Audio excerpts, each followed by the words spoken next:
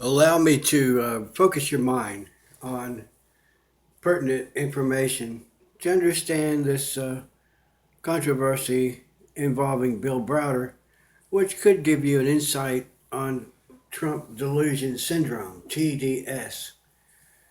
Background information, which you already know, but I'm going to refresh your memory. In around 1945, the United States produced the atomic bomb.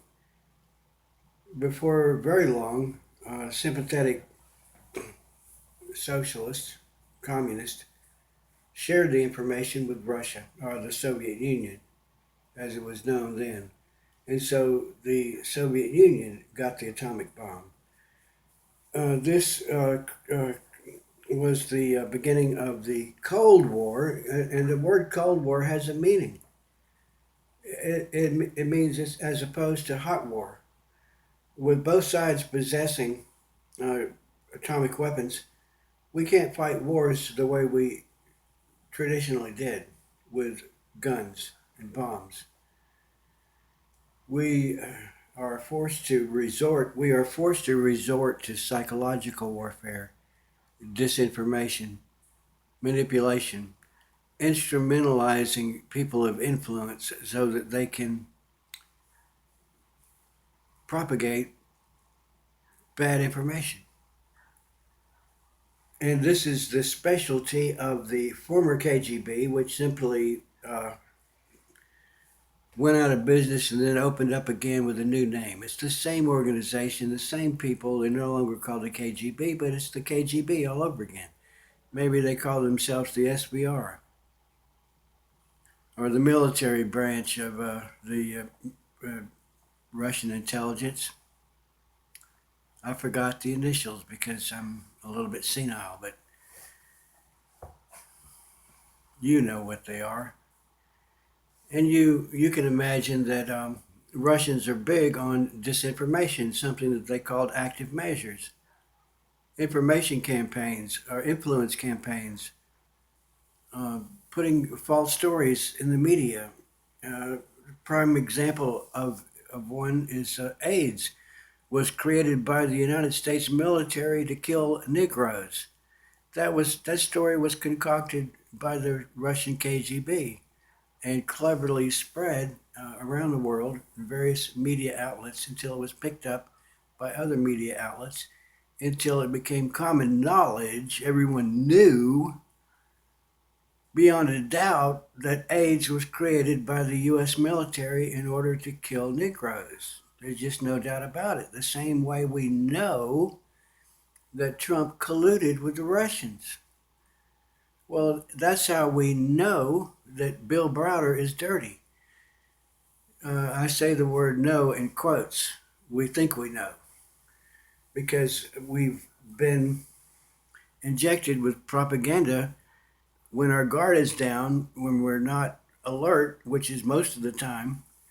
We're susceptible to suggestions, and that is the reason for my interest in Bill Browder and Jeff Carlson. Jeff Carlson has extraordinary access to high level information. Does he spend 24 hours a day doing research? So much time researching that he doesn't have time to post anything on Twitter or to answer comments? Well, he does do a lot of posting. He does write a blog. He does interact with people on Twitter. It seems as though he's doing the work of three or four or five people with very high level, sensitive, extraordinary access to information you never dream of. He knows, for example, if Mary McCord visits the White House and what date and what time. And he knows that Mary McCord is the wife of Glenn Simpson. Most people would not pick up on all that. Most people would not have that information at their fingertips. Most people would not know that the FISA court issued a ruling in response to the discovery of misuse of raw data in the FISA 702. database. Jeff Carlson knows all this stuff. He's either extremely brilliant and extremely lucky and extremely diligent, or he's being fed the information from his handlers. I hate to say all this, and maybe I'm paranoid. I hope I am paranoid. I hope Jeff Carlson is simply a smart patriot. But he's trashing Browder, and Browder is innocent, in my opinion, based on what knowledge I have. And the only negative information that anybody can cite about Browder is the deposition that he gave, videotaped, being interrogated by the lawyer who's working for the Russian mafia figures. And they say such things as, can you turn to page 28? Can you find it there? It's on the top of the page. Look at page 28. Now, what does it say? And Browder studies it, and he's quiet, and he's hesitant. He's studying it in great detail. It says Magnitsky was not convicted in absentia after he died, or posthumously after he died. You, Bill Browder, it says right here, William Felix Browder, were convicted in absentia after you fled, all these accusations, concocted by the Russian mafia that's in control of the government. So, of course, they concoct BS. And Browder is simply looking at these pages. The lawyer is interrogating him and saying, do you read that? Or what does that mean? Do you understand? And Browder, is that an authentic document or not? And Browder says, I'm not a Russian lawyer. He didn't want to be there. He knows that he has fingered these oligarchs that run Prevazon, the money laundering real estate business. He fingered them, and that's why they're under investigation. But the lawyers for Prevazon forced Browder to give the deposition. He didn't want to give it because he knows he's dealing with people with far-reaching powers who routinely execute people in any number of ways. They fall from windows. They simply drop dead while jogging, and a coroner cannot figure out why the jogger died. It's a weird poison that no one has seen. But if you really investigate it, you find that it comes from a strange plant that grows in China. Really, you've heard of Russians killing people, dissidents, people that try to defect. A lot of defectors end up dead, but in such a way that it's not obvious that they were murdered. A lot of reporters in Russia end up dead. Browder knows he's dealing with thugs that commit murder. I believe he shows extraordinary courage. And what in the world would his motives be if he ripped these people off? Why would he go to all the trouble to persuade Congress to enact laws sanctioning these people so they can't get their money? It doesn't make sense. Why would Browder? If Browder's dirty, it doesn't make sense what he's doing. And secondly, it makes no sense that people would attack him based on flimsy accusations.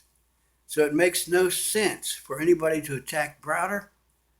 It makes no sense for Browder to finger and to mess with and thwart these Russian mafia figures, if indeed he's not trying to get justice for his associate Magnitsky, whom they murdered.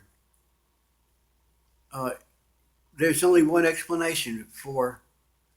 There are two explanations for. There are three explanations for what's going on here. Number one, either I'm stupid, or Jeff Carlson is stupid, which he's not, or Jeff Carlson is acting on the behalf of a group of Russian oligarchs close to Putin who have access to intelligence, and he's spreading disinformation as their instrument. He is a disinformation agent, and his information that he puts out is going to filter through the internet web of amateur investigators and eventually cause us to go down a blind alley, a dead end. That would be the strategy. Something like that to frustrate our efforts, to send us off on a wild goose chase. That's the point behind all of this. It's Cold War psychological warfare, and Jeff Carlson looks suspicious to me. I hope that evidence will emerge that totally exonerates him. I hope. I hope that you will prove or illustrate to me that I'm misled. I hope you will. I hope you will. I would rather be misled. I would rather, and I'll admit it. You point out a mistake I've made, I'll admit it.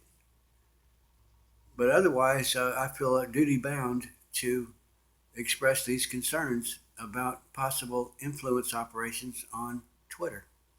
Thanks.